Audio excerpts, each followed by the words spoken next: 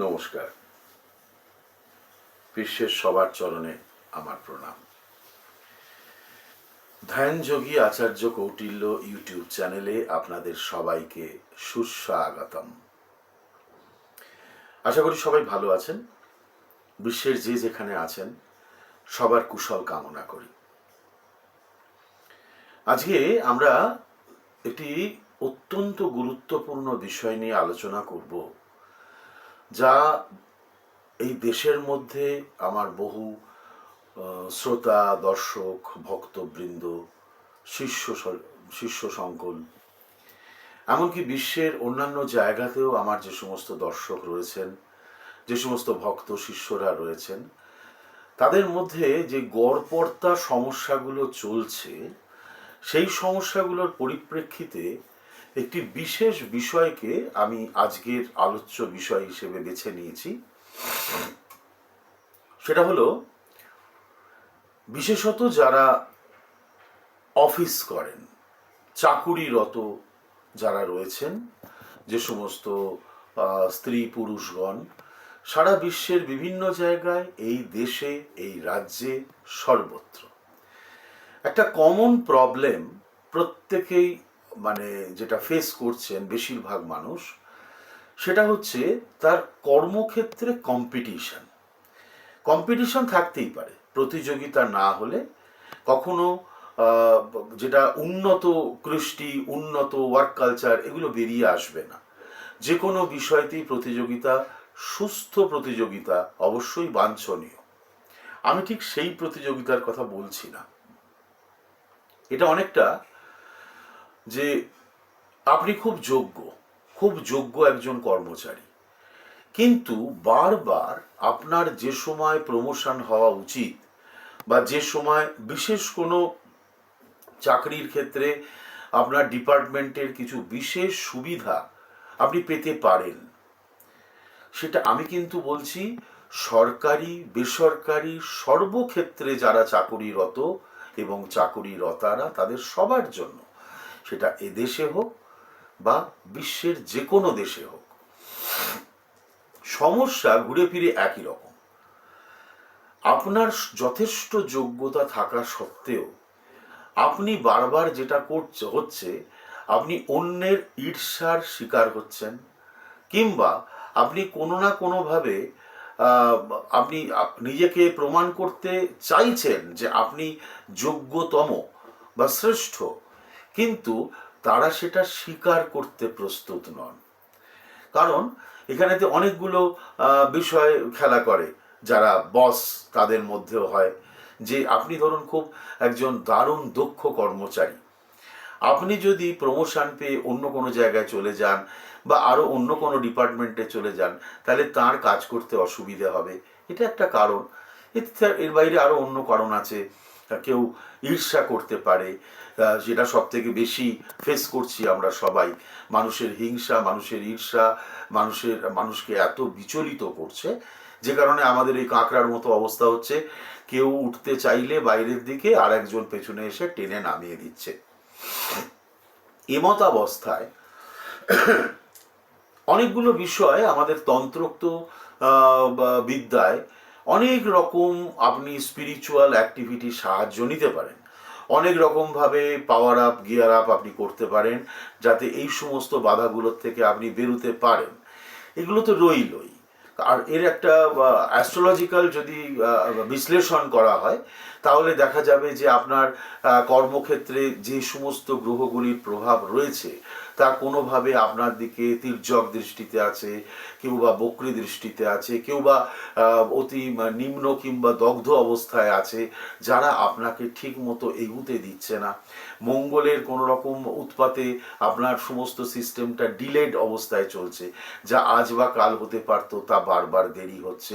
এরকম বহু রকম সমস্যা তো আমরা বিশ্লেষণ করলে, যে কোনো জ্যোতিষী বিশ্লেষণ করলে আপনাকে 2-4 পাতা ফরম্যাট দেয়াই যেতে পারে। আমার আলোচনা ওই সব বিষয় নিয়ে নয়। এমনকি আমার আলোচনা এটা নিয়েও নয় যে আপনি কোনো একজন তন্ত্রযোগীর সাহায্য নেবেন এবং আপনার জন্য নির্দিষ্ট পূজা পাঠ বা তন্ত্রোক্ত যে সমস্ত শক্তিশালী প্রয়োগগুলি আছে তার মধ্যে কোনো একটি আপনার জন্য ব্যবহার করবেন, করে আপনি বাইরে থেকে আধ্যাত্মিক শক্তির জোরে আপনি খানিকটা বাধাকে অতিক্রম করে এগিয়ে যেতে পারবেন। এটা নিয়েও আমার আলোচ্য বিষয় নয়। আমার বিষয় হলো যে বিষয়গুলো আপনি ফেস করছেন, আপনার চাকরি জীবনে এই যে অসুবিধা আপনার অসন্তোষ তৈরি করছে, আপনাকে বিব্রত করছে, কখনো কখনো ডিপ্রেসড হয়ে যাচ্ছেন, আপনার ভালো লাগছে না, আপনার ওয়ার্ক কালচারটা, আপনার কর্মজীবনটা ভালো লাগছে না, এই জায়গা থেকে উদ্ধার পাওয়ার জন্য আমি আপনাকে একটা ছোট্ট অনুশীলন দেব। এই অনুশীলনটি তন্ত্রোক্ত অনুশীলন এবং এটি একটি মোক্ষম অনুশীলন। আপনি কোনো কিছু নিজে প্রয়োগ করা বা ধারণ করা বা কোনো কিছু করবার আগে আপনি নিজে আপনার বাড়িতে বসে এইটিকে কিছুদিন প্র্যাকটিস করুন। আপনি দেখুন আপনার চারিপাশের যে একটা অদ্ভুত পরিবেশ তৈরি হয়েছিল যা আপনার কর্মজীবনের প্রমোশন আটকাচ্ছে, আপনার বসদের সঙ্গে আপনার সম্পর্ককে খারাপ করছে, কখনো কখনো আপনার কলিগদের সঙ্গেও সম্পর্ক খারাপ করছে, এই সমস্যাগুলো ক্রমশ লঘু হতে শুরু করেছে, ক্রমশ হালকা বোধ করতে আপনি শুরু করবেন।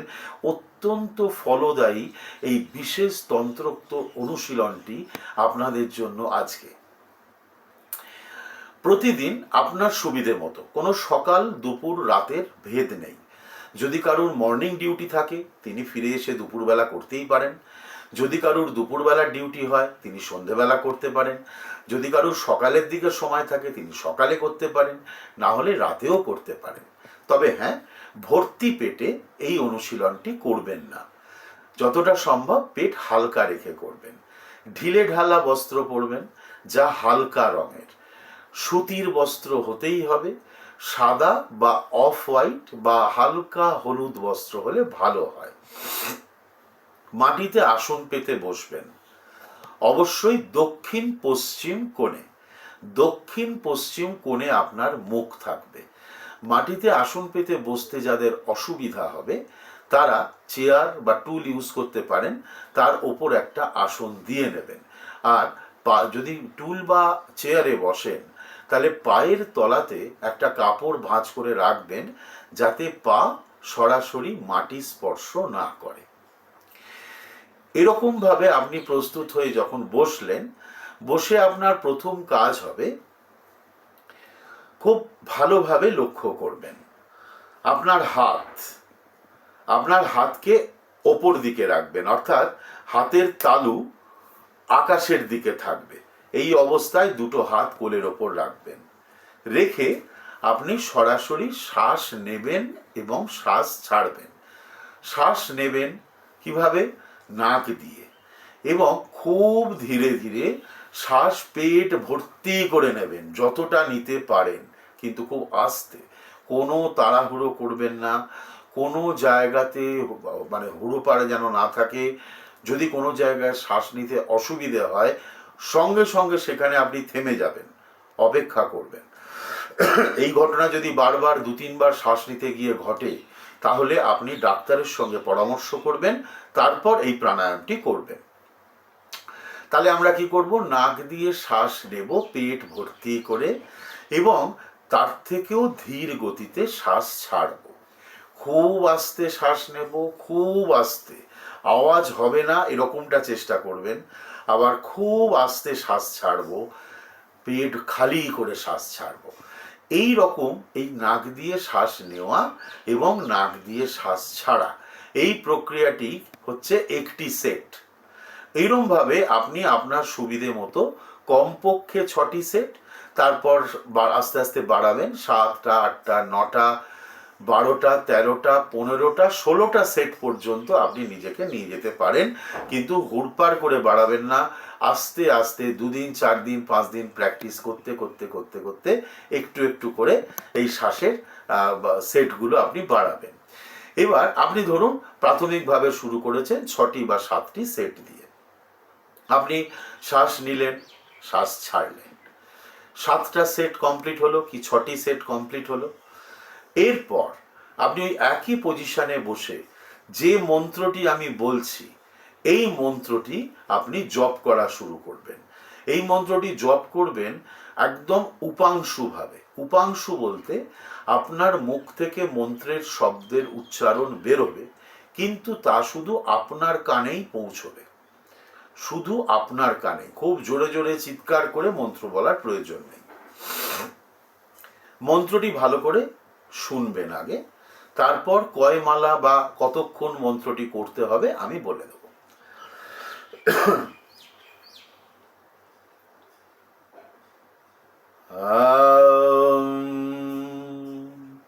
ক্লিং ক্লেশনাশায় ক্লিং ফট স্বাহা।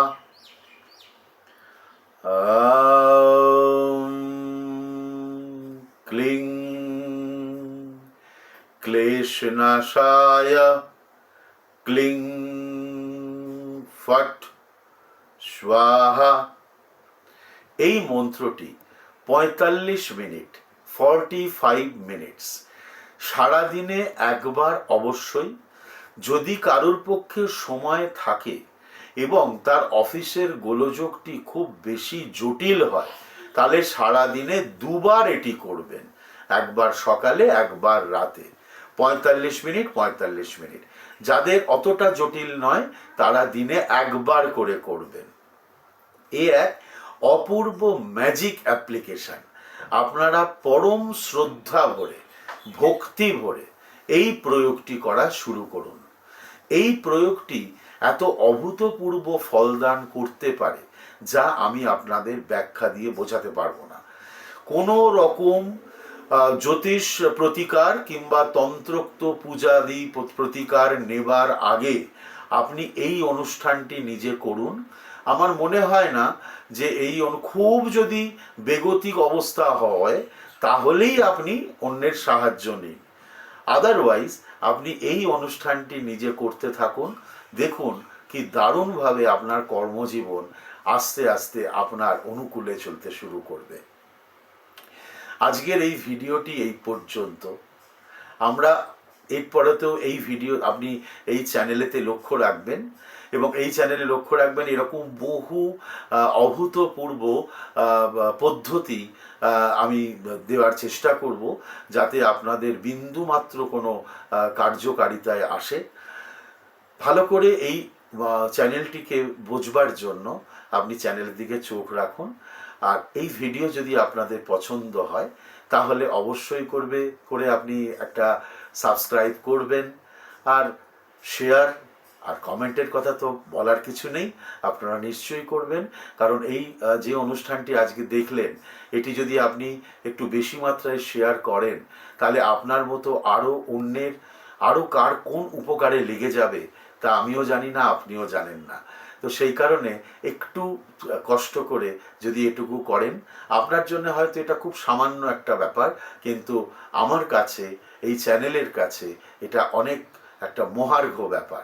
সেই জন্য এইটুকু দাবি আমি করতেই পারি। ভালো থাকবেন। আর কি কি ধরনের বিষয় আপনি শুনতে চাইছেন আমার কাছে সেই বিষয়ে কমেন্টে জানাবেন। অবশ্যই কমেন্ট করবেন নির্দ্বিধায়। ভালো লাগলেও বলবেন, খারাপ লাগলেও বলবেন, কোনো জায়গায় দ্বিধা না করেই করবেন। ভালো থাকবেন। বিশ্বের সবার চরণে আমার প্রণাম। জয় গুরু, জয় গুরু, জয় গুরু।